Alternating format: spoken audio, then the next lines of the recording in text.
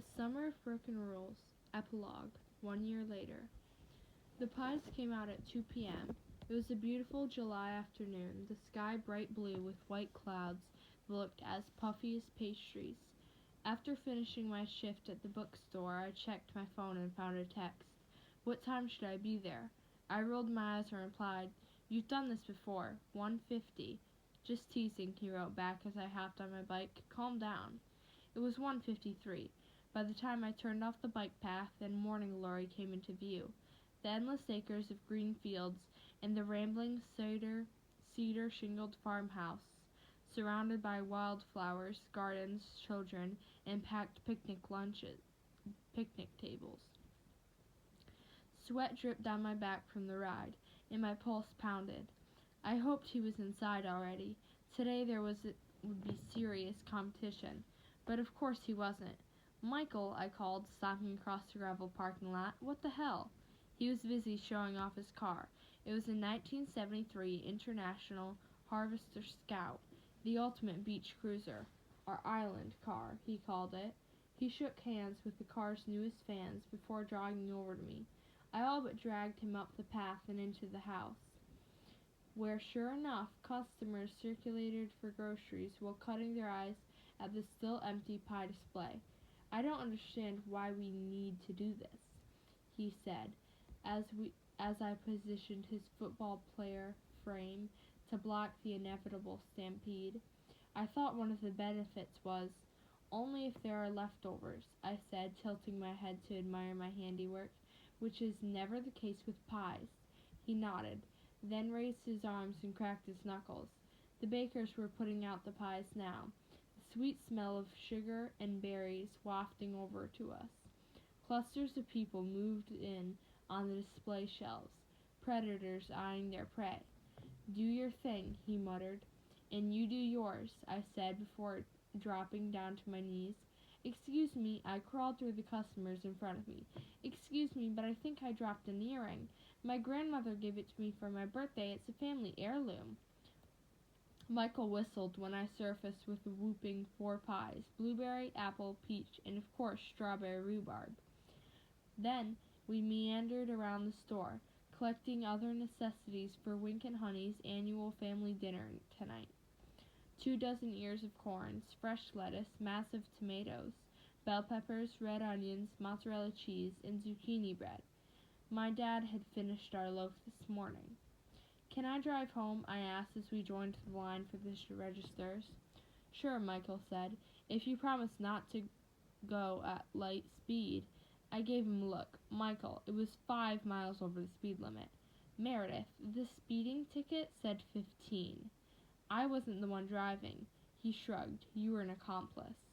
I smiled to myself.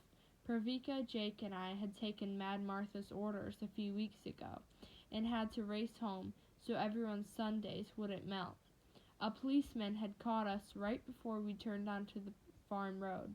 Never having been stopped by a cop, Pravika swallowed her tongue while Jake handed over his license, and I got the insurance out of the glove compartment. Wink had lectured us later. "Look, that car is my baby," Michael said. I snorted. "Don't let Sarah hear you say that." "She knows what I mean," he said, but the rest went by the wayside. We'd finally turned the corner in line, and my heart swooped, then soared. "Stephen!" I shouted, and the cashier stationed behind register 2 looked up at me. Mop of sandy hair, shining turquoise eyes, sun-kissed skin, and that goddamn crooked grin. Michael sighed as he headed for his stepbrother's register. "I swear I'll never get used to that. Nobody, and I do mean nobody, except you calls him that." "And nobody should," I laughed. My special nickname for Stephen wasn't a nickname at all. "So this is a thing now?" he'd asked so many months ago. "I'm no longer Wit?" "Who's Wit?" I'd responded. We were in Vermont, 5 days before he was leaving for New Zealand. He had started tickling me on his family's room couch. "Fine," he said as I giggled. "Fine." His fingers had sparked against my side, "but only for you, killer." "What are you doing in here?" I asked now, watching him scan our stuff. There wasn't a speck of dirt on his blue Morning Glory t-shirt. Usually Stephen worked outside in the fields. Someone called out sick, he replied, so they needed an extra hand inside during the rush. Oh, nice, his eyes lit up. 4 pies. That you could have easily set aside and brought home yourself, Michael said dryly. That's against the rules. It really shouldn't be, Michael grumbled. I helped bag up our food, and even with Stephen's employee discount, I thought of Wink's famous saying, "It's impossible to leave Morning Glory with pies and a bill under $100. Wait, Stephen said before we left. You forgot something.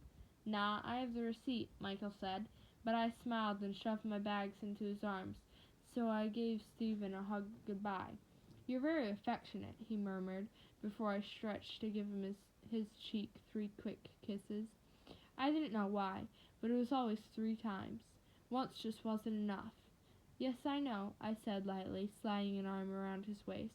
Someone once made that observation. Michael coughed. Not professional witty. Stephen released me, then winked. I'll be very affectionate later. I winked back. You know where to find me. Michael did let me drive home. We loaded my bike into the back.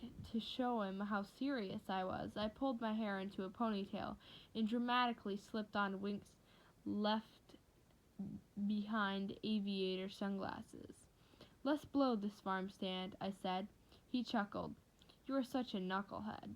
I adjusted my Hamilton baseball cap before turning over the ignition and carefully backing out of our parking spot. I had just finished my freshman year. When I'd caught Stephen on last summer's ferry, somehow it had all clicked.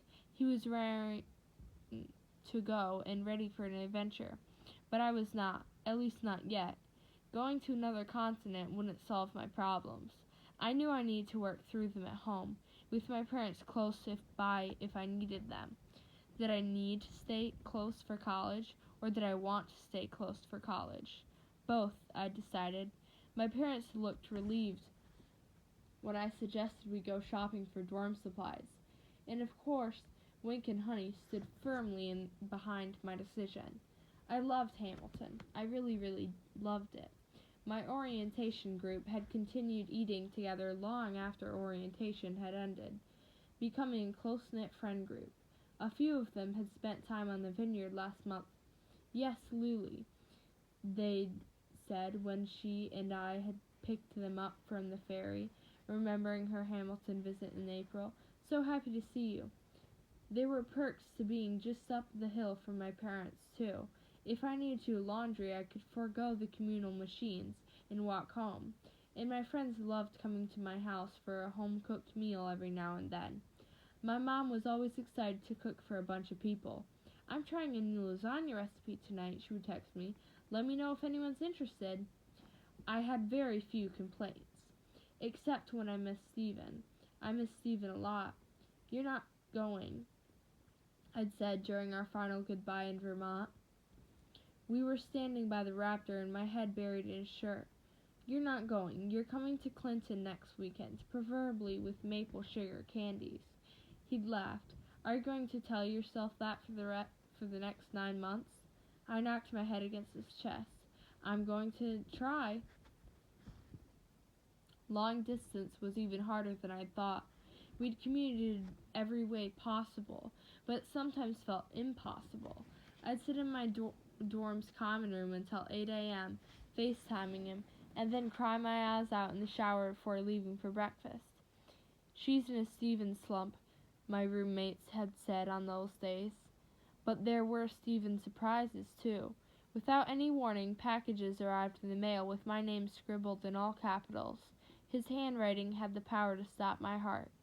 My favorites included little souvenirs from his travels, a leather journal that always contained a new letter to me, and either a faded t-shirt or long-sleeved flannel that smelled like him. His orange shampoo, soap, sweat, and some new scent he'd picked up down under. I always wore the t-shirt to bed and the flannel around campus until they smelled like me, then sent them back with my very own entry in the journal. We'd ended up filling multiple notebooks, letters, drawings, stickers, song lyrics, poorly written poems. I told him I loved him for the first time in a notebook. I love you, Stephen. I adore you, but I love you even more. I love you too, killer, he'd said one night on the phone, and I grinned, knowing he'd finally gotten the notebook back. I adore you, but I love you even more. Nothing was better than spring break, though. Hamilton gave us 2 weeks off, and I'd spent them exploring Australia with him. We'd been apart 7 months by that time. Stephen had laughed as I scrambled into his arms at the airport and tangled my hands in his hair. He hugged me tight. You have no idea how much I've missed you climbing all over me. Then we proceeded to be everyone's most annoying Instagram couple, taking pictures together around Australia and its lush landscapes. Never any captions, just hashtag #HitchMeToWitchery. Oh gosh, at MPDNOLA had commented on the first photo. It's back. Yeah, it's back, at Sarah Jane had replied, and better than ever. When it was time for me to leave, neither of us had let go of the other, and I promised to be at the New Orleans airport when he flew back in May, because that city was another fear I had conquered. Sarah and Michael had hosted Thanksgiving, and I'd loved it. Okay, good, Stephen had sagged in relief. Ugh, he groaned. Now I have to go back to Meredith Missing's. Goosebumps had broken out on the back of my neck. Wait a second, I'd said, pulling back to look at him. What are Meredith Missings? I put the pies on the annex's kitchen counter, and then changed into a bikini I'd bought in Australia. The rest of my friends were all at work, so I packed a tote bag and headed over to a secret beach. Loki, Clarabelle, and a few other barking dogs ran across my path, tracking the scent of something. Of course, Paco Pond was deserted. I unrolled my towel and lathered on sunscreen before settling down and pulling a journal out of my bag. This one wasn't full of letters between Stephen and me. This one held only my handwriting. He had inspired me. If I could write letters to him, I could write letters to anyone. Claire had treasured her collection of fountain pens, so I used only those, marking the date in deep blue ink. Dear Claire, I wrote. For some reason, today made me think of all the Paqua scavenger hunts we used to go on when we were little. Remember how Wink would create the clues and the farm map we drew together? I'll never forget that one summer when I didn't write to her every day, but when I missed her most, my therapist back home had helped me understand that no matter where Claire now read her books, she would always be my sister. Nothing could ever truly part us.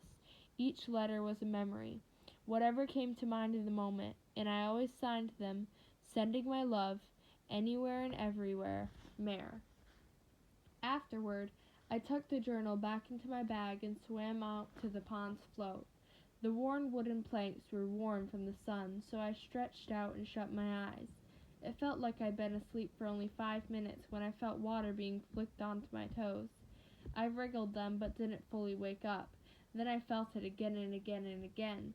Stephen, I sat up only to see that I was alone. Nice try, I said, rolling onto my stomach to army crawl to the edge of the float. I know you're here. I still screamed when he broke the pond's surface, head popping out of the water. He laughed at me, my fists raised as if ready to punch him. Scared you, he said, didn't I? Are you back already? I asked.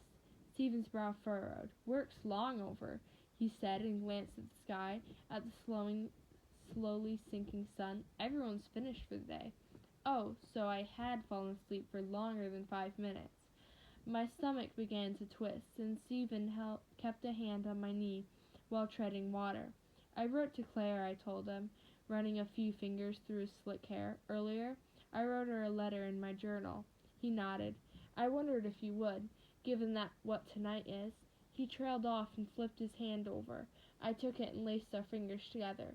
We stayed silent until the sun had noticeably lowered in the sky. I raised our intertwined hands and kissed his knuckles. We better go, I said, slipping into the cool water beside him. We're expected. Yeah, he said, but first, I ducked under water before he could kiss me, bubbles of laughter fluttering to the surface when he dipped under too, and hugged me to him. When I escaped his clutches and beat him back to shore, "Hurry," I shouted. "If we're late, we'll have to do the dishes." The kitchen was crammed, so I took the baby outside. One of Honey's quilts was already spread out on the lawn, and I sat down to rock her in my arms. We smiled at each other. She was a very smiley baby. "I'm going to teach you everything," I told her. "I'm going to teach you everything there is to know about the farm, and we'll have so much fun together." Only a minute passed before we heard her mother's voice. "Oh my gosh, where is she?" Sarah screeched from inside the house. Most of the windows were open to the evening breeze. "Where is Claire?"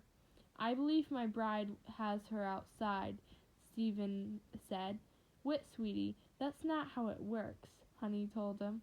"Why not?" he asked. "Meredith's Claire's godmother, and I'm Claire's godfather. We're her godparents.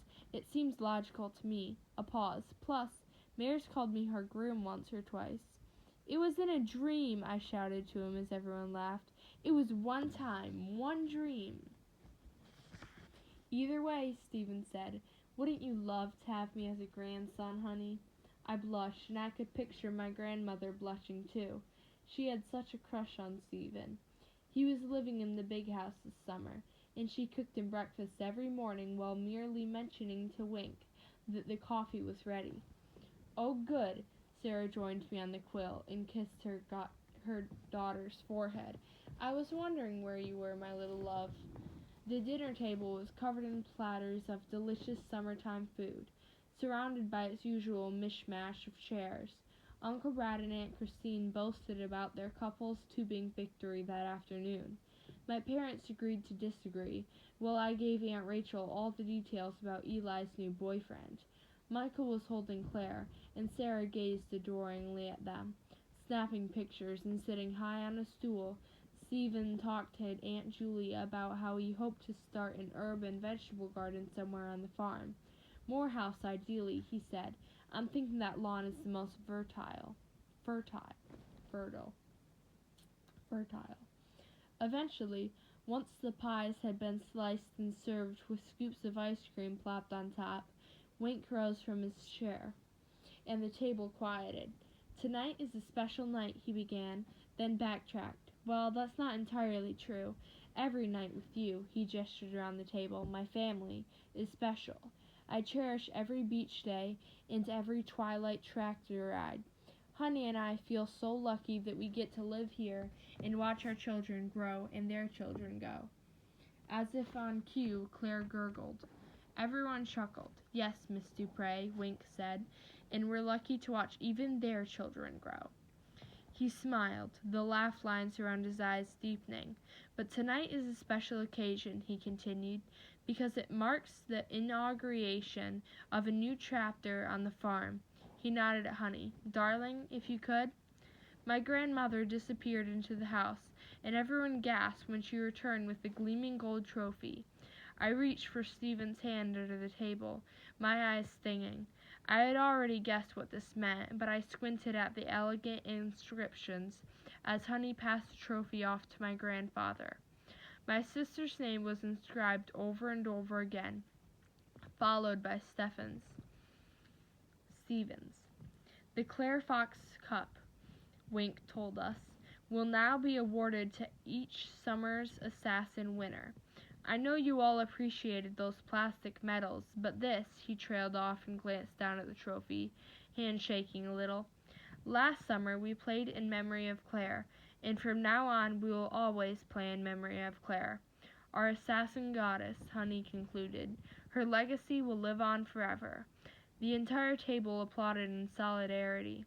I squeezed Stephen's hand, and then got up to hug my parents. My mom wiped away my tears and kissed my cheek. "Oh, and one more thing," Wink said several minutes later, casually serving himself a third slice of peach pie. "Your targets will be assigned at midnight." I slipped out of bed when I knew my parents were asleep, even though I also knew I would wake them up when I left. The screen door and its rusty hinges hadn't lost their magic touch. "Not too late, Meredith," my mom called dreamily when it squeaked shut behind me. The wind whipped as I crossed the field in my sweatshirt and pajama bottoms, and I laughed for no reason once I reached the big house's driveway before crouching to pick up bits and pieces of crushed seashells. Then I snuck around to the front of the house to throw them at Stephen's window. "Rapunzel, Rapunzel," I yelled. "Get your ass down here." His window squeaked open. "Only if you promise to protect me," Stephen yelled back. "Do you happen to have a knife?" I giggled. Yes, my pocket knife was now at Pakwa, instead of hiding useless in a box at home. "Of course," I said. "Anyone who crosses our path is doomed." Stephen laughed and climbed onto the porch's roof, effortlessly navigating it. He'd become practiced since his rooftop assassination last summer. After all, we did this every night.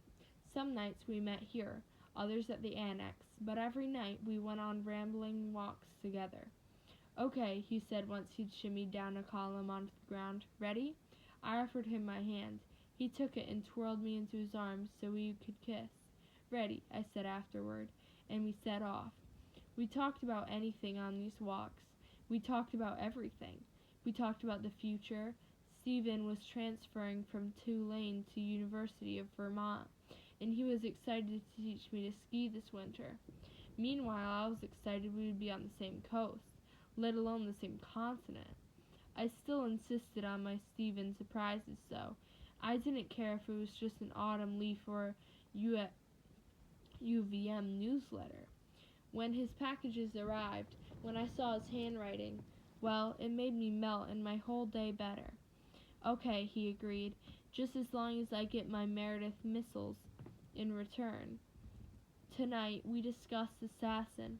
"Look at them," Uncle Brad had accused at dinner, seeing us whispering to each other.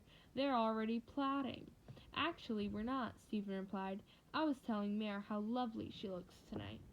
It took everything for me not to laugh. We'd so been plotting. "Who do you have?" I asked now. "Who do you have?" he answered. I whispered a name in his ear. He whispered a name back, and then, "Should we make a new pact?" "No," I shook my head. "You know we already have one." I climbed up his warm body and wrapped my legs around his waist, slinging my arms around his neck to run a hand through his hair. "Because I adore you, Stephen," I murmured. "I adore you, but I love you even more." "As much as I love you, killer?" he asked, grinning at me in the moonlight. His smile so crooked and perfect I didn't answer. I just kissed him, and then he just kissed me. After sneaking out of Stephen's room early the next morning, I visited the old oak tree at the edge of the annex's lawn and ran my fingers over Claire's notches in the trunk while imagining the inscriptions on her trophy. "I'm gonna win," I whispered. "Once I reach the final mark, this year, I'm gonna win."